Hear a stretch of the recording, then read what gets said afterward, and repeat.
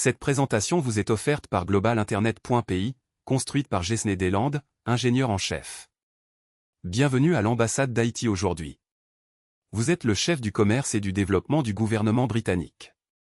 Et nous parlons aujourd'hui d'un moyen pratique pour Haïti d'augmenter ses exportations vers le Royaume-Uni, à savoir le Developing Countries Trading Scheme, ou DCTS. Merci beaucoup, Excellence, de m'avoir invité. Et ce que j'aime dans ce sujet, c'est qu'il n'est pas abstrait. Les exportateurs haïtiens peuvent apprendre à appliquer ce régime, le DCTS, ce qui réduira les coûts à la frontière britannique et rendra leurs produits plus compétitifs. Paul, parlons des règles d'origine. Ainsi, dans le cadre du DCTS, les producteurs haïtiens ont accès à un large éventail d'intrants provenant de différents pays. Dites-nous un peu comment cela fonctionne.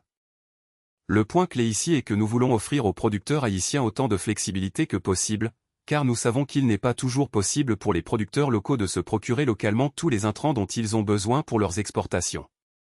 Et un régime qui reconnaît cette flexibilité, cette capacité à s'approvisionner auprès d'autres pays tout en restant éligible à des tarifs douaniers nuls, est vraiment important. En plus des règles d'origine simplifiées, il y a un élément du DCTS appelé cumul. Pouvez-vous nous dire ce que cela signifie et ce que cela représente pour les producteurs?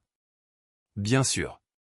Le cumul est un terme technique, mais le concept est assez simple. Cela signifie que vous pouvez traiter les intrants d'autres pays comme s'ils étaient originaires d'Haïti.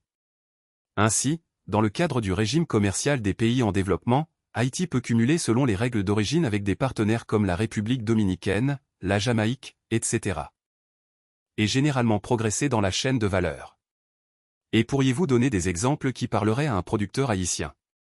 Par exemple, les mangues haïtiennes pourraient être combinées avec d'autres fruits tropicaux de la région des Caraïbes pour être vendus et exportés comme salade de fruits vers les chaînes ici au Royaume-Uni. Le cacao est un bon exemple, en apportant de la vanille d'autres sources dans le cadre du régime pour fabriquer des chocolats. Et je pense que Veti, je sais, est une exportation où vous pourriez à l'avenir apporter d'autres plantes, d'autres parfums et les combiner pour créer votre propre parfum. Il ne s'agit donc pas seulement d'exportations existantes, mais cela a le potentiel de développer de nouveaux produits et de nouvelles exportations dans le monde entier. Pour les chaînes d'approvisionnement des Caraïbes, le DCTS ouvre la porte à une plus grande collaboration régionale et à un travail conjoint plus important. Les données montrent que pour les 2 premières années du DCTS, le Royaume-Uni a importé plus de 4,5 millions de livres sterling de produits applicables au DCTS.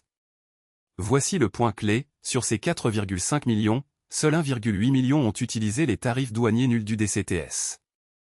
Il y avait donc des envois d'exportation haïtiennes vers le Royaume-Uni qui auraient pu en bénéficier, mais qui ne réclamaient pas les avantages à la frontière britannique. Les exportations haïtiennes pourraient donc être encore plus compétitives si elles les réclamaient. Un homme d'affaires ou un entrepreneur haïtien regarde ceci et veut savoir comment mieux utiliser le DCTS. Que doivent-ils savoir? Quelques étapes pratiques. Premièrement, ils doivent confirmer que leur produit est couvert et comprendre ce que signifie l'exemption de droit pour cette catégorie de produits. Ils peuvent utiliser l'outil tarifaire intégré en ligne du Royaume-Uni pour le faire en ligne. Deuxièmement, ils doivent clarifier la règle d'origine pour le produit, c'est-à-dire la transformation qui doit avoir lieu en Haïti et les documents nécessaires. Troisièmement, parler tôt avec l'acheteur britannique, directement ou avec un agent douanier, pour s'assurer que la préférence est effectivement réclamée lorsque les marchandises entrent au Royaume-Uni.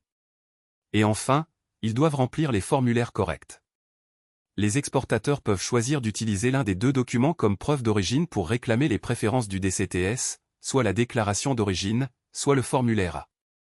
La première chose que les exportateurs devraient faire est de cartographier leur chaîne d'approvisionnement si vous êtes dans une chaîne d'approvisionnement ou si vous en soutenez une, et d'être clair sur leurs produits et sur leur éligibilité.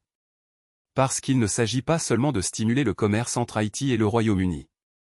Il s'agit aussi d'intégrer davantage Haïti dans l'économie mondiale. Merci beaucoup, Paul, d'avoir clarifié les règles du DCTS et comment Haïti peut vraiment bénéficier de ce régime. Donc, ce que nous voyons en résumé, c'est qu'Haïti a accès à l'un des régimes commerciaux les plus généreux que le Royaume-Uni ait à offrir.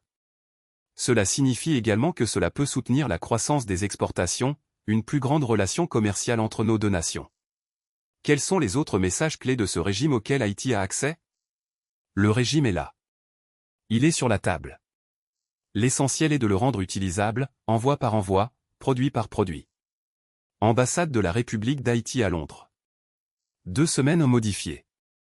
Les produits haïtiens peuvent entrer au Royaume-Uni en franchise de droit. En profitons-nous pleinement? Grâce au Developing Countries Trading Scheme, D.